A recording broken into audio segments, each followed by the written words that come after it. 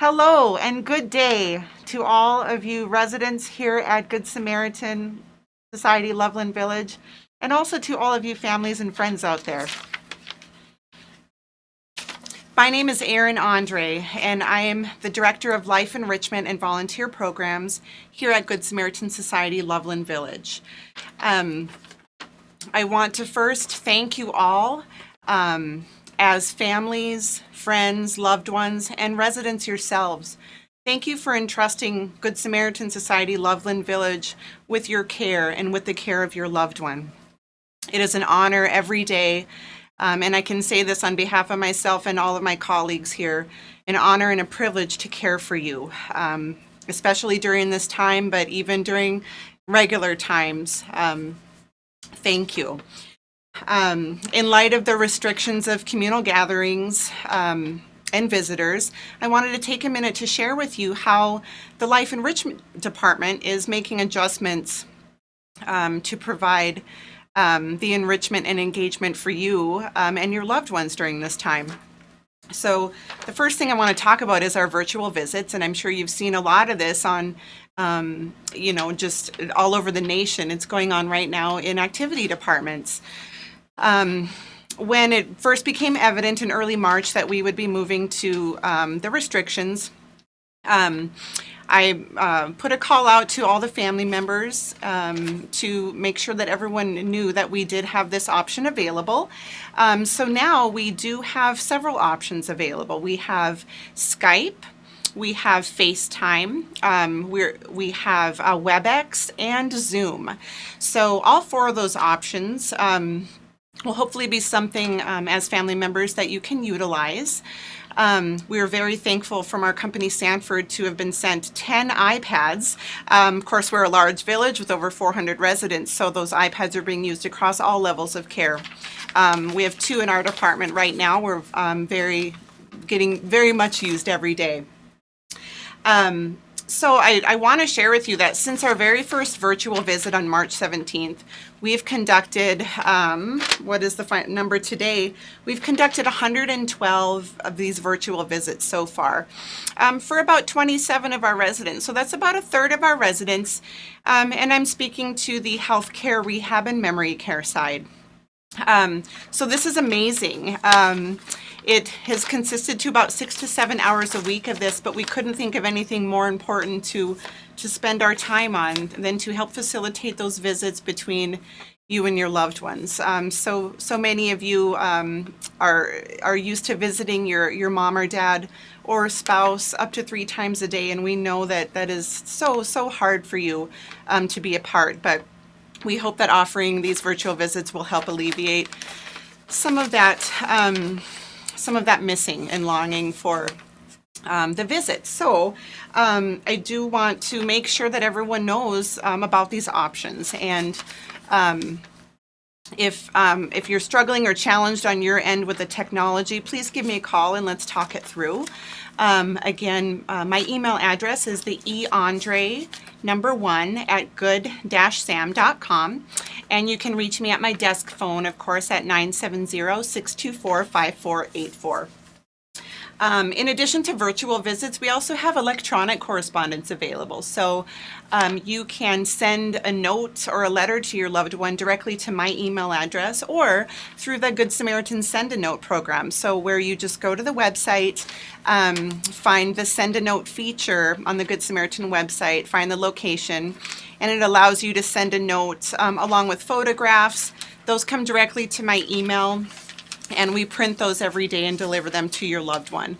Again, sometimes the written correspondence is a better option, but we have both of those available to you.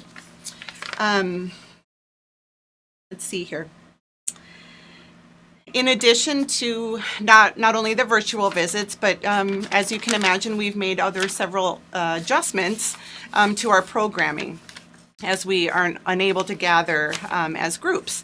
So we've been, it's been interesting. One of the first things we tried was hallway bingo. So the residents who enjoy participating in bingo can sit in their doorways. We bring them their cards and supplies, and we bring a microphone out and call bingo from the common area. That's, I think, been successful so far. We've had to make a few adjustments for it, but that's been a lot of fun. Some other things we're doing is, my team is checking in every day with every resident in their rooms, just making sure that they have the supplies they need, in terms of, if they need to write letters or if they need books from our library here that we have in-house, or just, general assistance in their rooms. So we do have the ability for residents to come out of their rooms on scheduled times where there's no one else in the hallways, so that those residents who are still walking can still get their daily steps in. The nursing and restorative departments are working a lot with those residents in therapy as well. And also, for example, this morning I was just visiting with a resident who has been playing piano in our memory care unit for a couple of times a month during normal times, and she's hoping to keep her piano skills up so she's ready when we come out of this time. And so we made arrangements for her so she can come down to our activity room and practice every day. So I get a lot of questions on these virtual visits. Are residents stuck in their rooms? And, they're not in every case. So we are able to bring people out of their rooms whenever there's not a lot of other people around on a scheduled basis. So we can kind of help alleviate, their feeling as well of being a part of the building. So, let's see what else. A few other things that we're doing.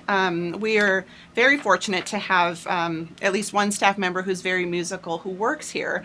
So he's here every weekday, and he's been able to provide live music in the common areas for residents. That has been very much enjoyed. He sets up in the common area, and the music can kind of trickle down the hallways, and residents can hear that from their rooms. We're very fortunate to have that as well. And of course, we're of course lucky to have our in-house chaplain and chapel, and our religious services are still being live streamed on Sunday mornings onto our Good Samaritan Channel 14 that residents are able to access from their rooms. So those are just a few of the things that we're doing to make adjustments. I know I was visiting with one of my assistants this morning, and she's working on developing a hallway exercise program. So she's going to be doing some test runs of that this week, and we'll hope to get something going on a regular basis next week for that. So we are making adjustments just as fast as everyone else in our community and the world is, to keep up everyone's spirits during this time. So let's see.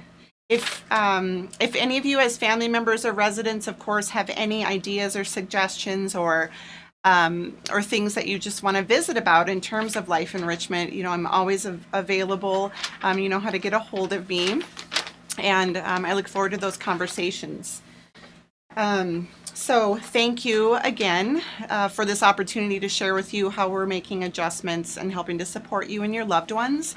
I look forward to the day that we can return back to communal gatherings again, and hope to see you all at our ice cream social that we had just started about a month before this happened. And just want to remind all families and friends that that is something that's open to everyone when that resumes, and it's just one of the wonderful, fun, lighthearted ways for you to come and gather and enjoy that time with your loved one here. So in closing, again, I on behalf of myself and all of my colleagues here, I want to thank you. Thank you for entrusting Good Samaritan Society Loveland Village with the care of your loved one and with the care of yourself. It's an honor and privilege to care for you again in regular times, but especially during this time. So thank you. I'm going to put my mask back on and get back to work. And I hope you all have a lovely afternoon.